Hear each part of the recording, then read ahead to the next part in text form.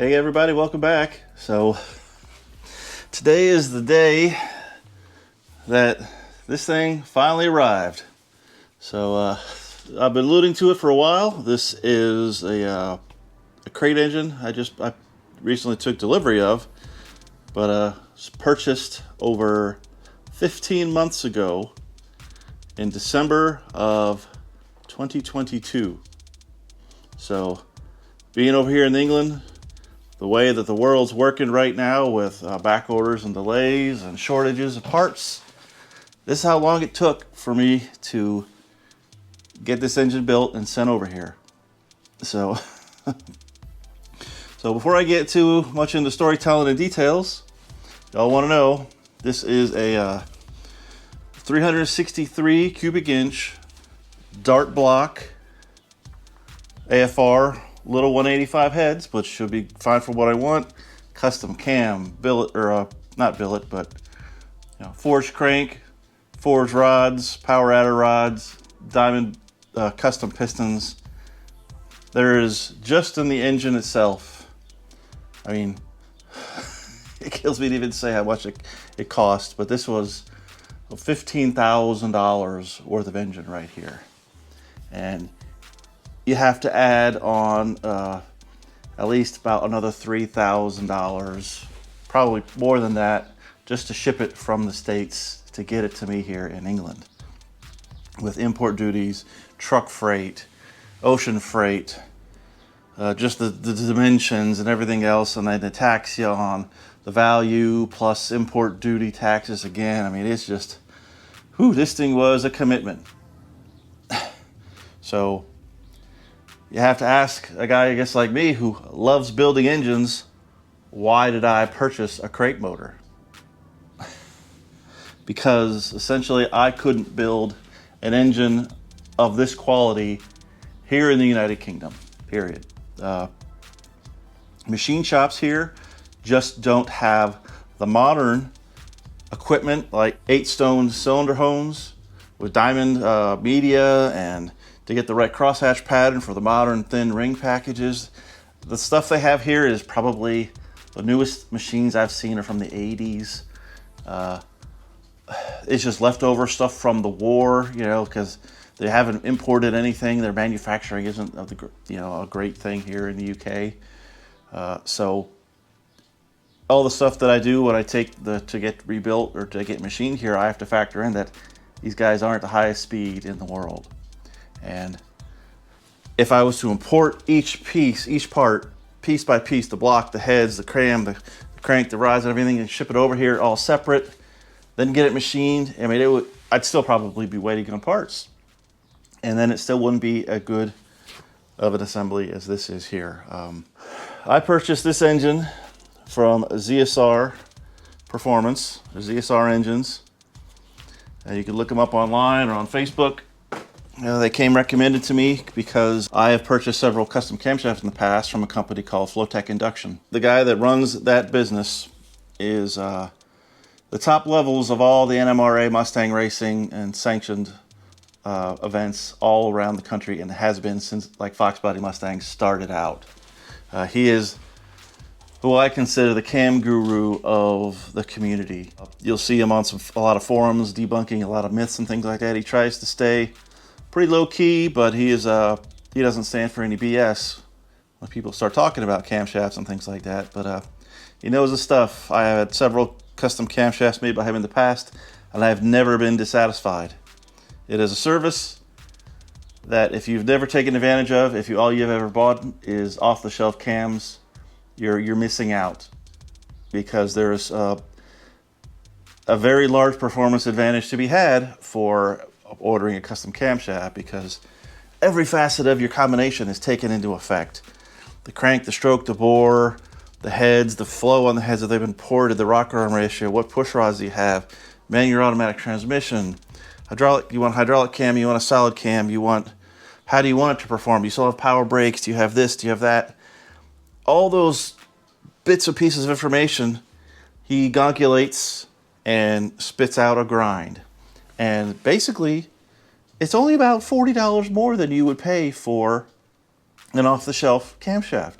but you're getting an optimized camshaft for your combination.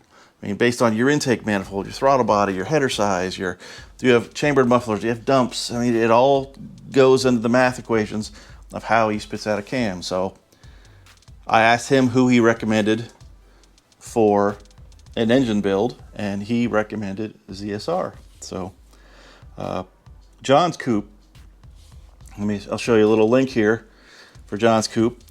The first time I used ZSR was for the stroker kit for John's engine, and I was really impressed by the quality, how well it went together, the performance, and all the aspects of how that kit was. It was a premium kit. It wasn't like one of those $1,000 scat stroker kits you buy off the shelf.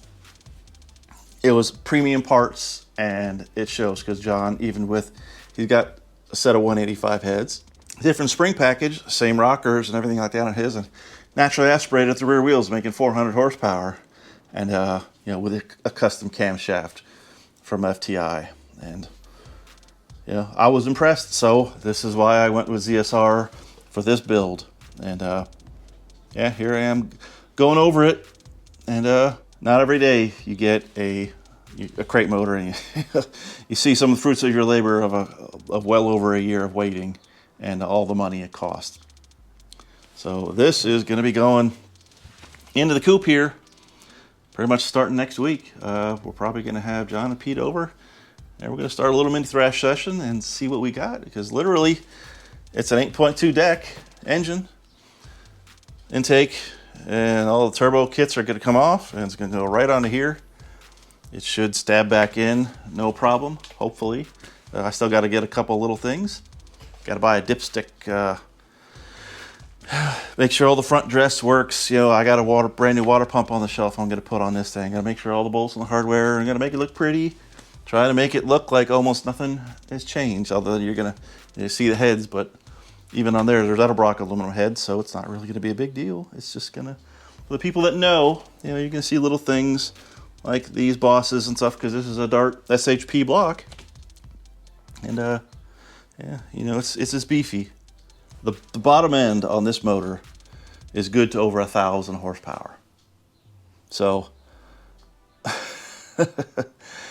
this thing, as long as I got the tune nailed down, is gonna last me forever just fine. I don't ever plan to go crazy like that. It's got a TKX trans, it's got an 8.8 with 31 spline axles.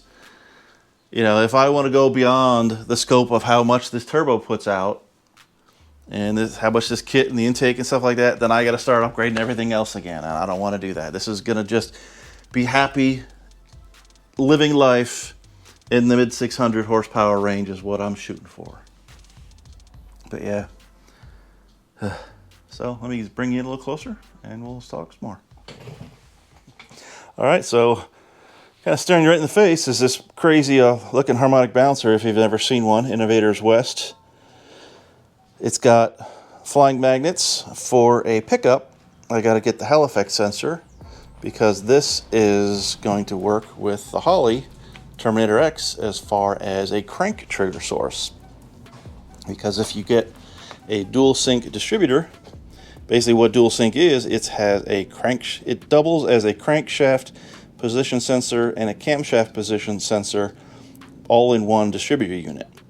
So if you really want rock solid timing, you get yourself a crank trigger, because the crank trigger fires to the position of the crankshaft instead of going through the timing chain and then the camshaft up through the gear, up through the distributor, and then getting your signal that way. So if you've ever checked your timing with a crank trigger and you rev the engine, like the timing marks don't even move, because they're all triggered by these little magnets here. So that's what this is about. I wanted to make sure that I was planning ahead anyway. I mean, this is the way to set your ignition timing if you're talking about consistency. Yeah, these are just some 185 Renegade heads. Damn good heads. Being going to be force fed at least 15 psi a boost. You know, we're going to start out with the same we got running now, about 11 to 12 psi, before we start turning it up. But yeah, it's just going to flow a world better than those little Longblock are. So even with very little change, we're going to be up in horsepower. So turn that light off. So hard push rods at Johnson short travel hydraulic lifters.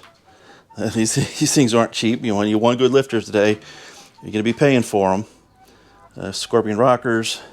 You got good 1/2-inch ARP head studs in there. MLS head gaskets. These valve springs are, how should I say? These are a step up from even a step up. These are probably 2 steps up from a standard AFR valve spring. Because you start running, I guess he's used to guys running a lot of boost.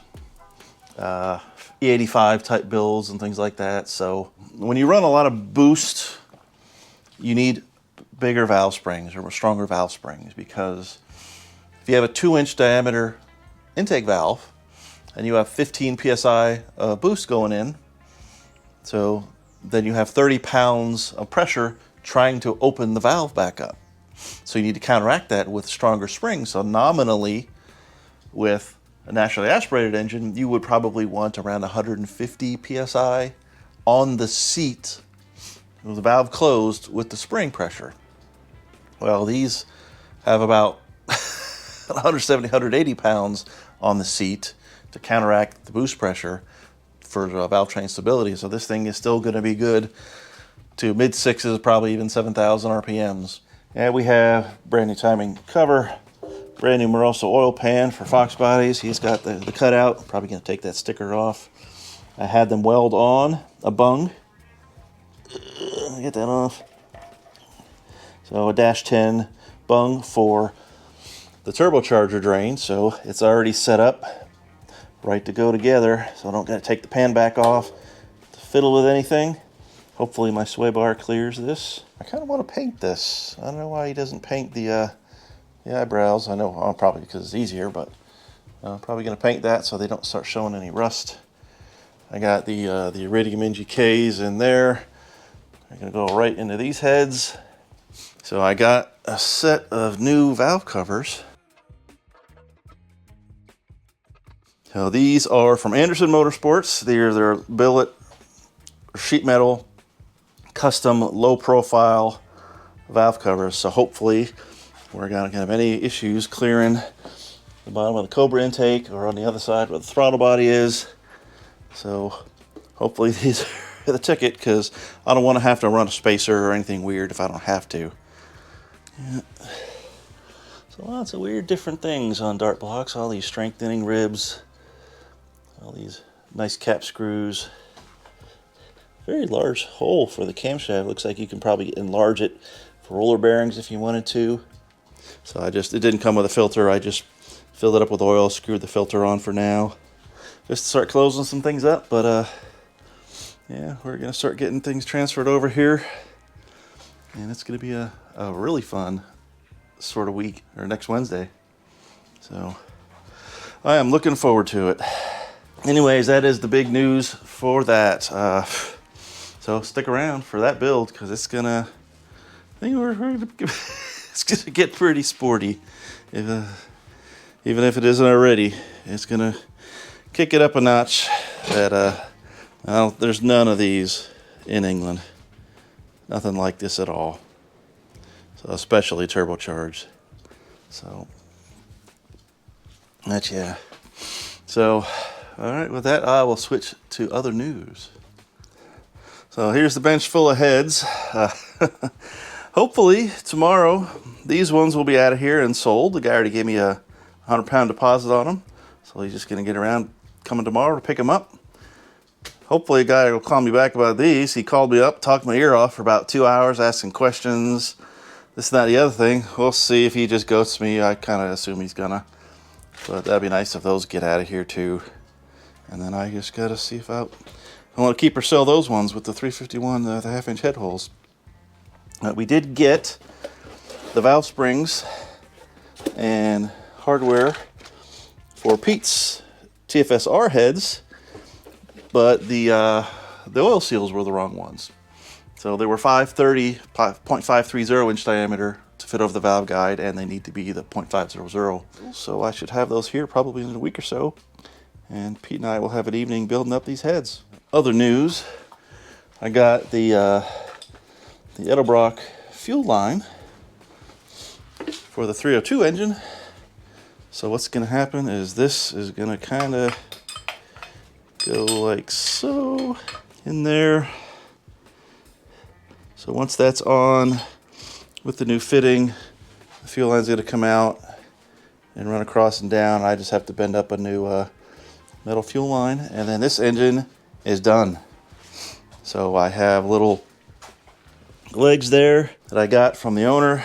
So I'm going to, once it's done and finished and everything's good, drain everything, take it off the run stand, put it on the dollies, and get that thing ready to get out of here, because we got so much junk going to be going on with this engine swap. So along with other things in the pallet, Pete got his headers for the Trick Flow R heads. So man, you want to talk about the most expensive set of headers. These were $1,500 for these set of headers. Stainless. Right there, Stainless Works. They are beautiful, I'll give them that. Nice collectors. It's got a big power cone in there. Set up for oxygen sensors already. Haven't unwrapped the other one, but sure hope the heck they fit. But they look pretty. So those are for Pete. Also for Pete's engine, we got the crank and the rods. Pete got himself a ZSR hat as well. Hardware for the headers, and what we're missing is the pistons. So the pistons for Pete's engine are from Diamond as well. They're going to be a custom piston, and Zach from ZSR was doing the quality control check before he sent everything out, because the engine went out with at the same time with Pete's stroker kit, because we wanted to combine them all in the same shipping crate, just to save on shipping and get them here together. So their last little bit of quality control, he noticed that the pistons didn't have the support groove on the bottom piston ring for the stroker setup. So if you ever built a stroker before, the bottom piston ring is usually 2 oil control rings and a spacer. Well, if the stroker kit bottom pin goes through that oil ring, it needs a support ring underneath of it so it doesn't sag, because those oil control rings are pretty thin. So he noticed that the piston wasn't machined for that oil or that piston ring support on the oil control ring. So they had to go back to Diamond to get fixed and remachined. And then I just got word, so Pete's probably hearing this for the first time from me. I just got the email yesterday that the pistons were back. He has to mail them to me, hopefully direct and not through like any kind of weird service again. But as soon as we get the pistons, then we can get his block to the machine shop. And once we get it back, we'll be building that up. So that will be a Windsor stroker with TFSR heads and a lot of his supercharged stuff. And that's where it's at in the State of the Union, guys. So yeah, exciting times. I need more space in this garage is what I really need. And yeah, thanks for sticking around, and things are happening. I hope to see you guys again soon. Bye-bye.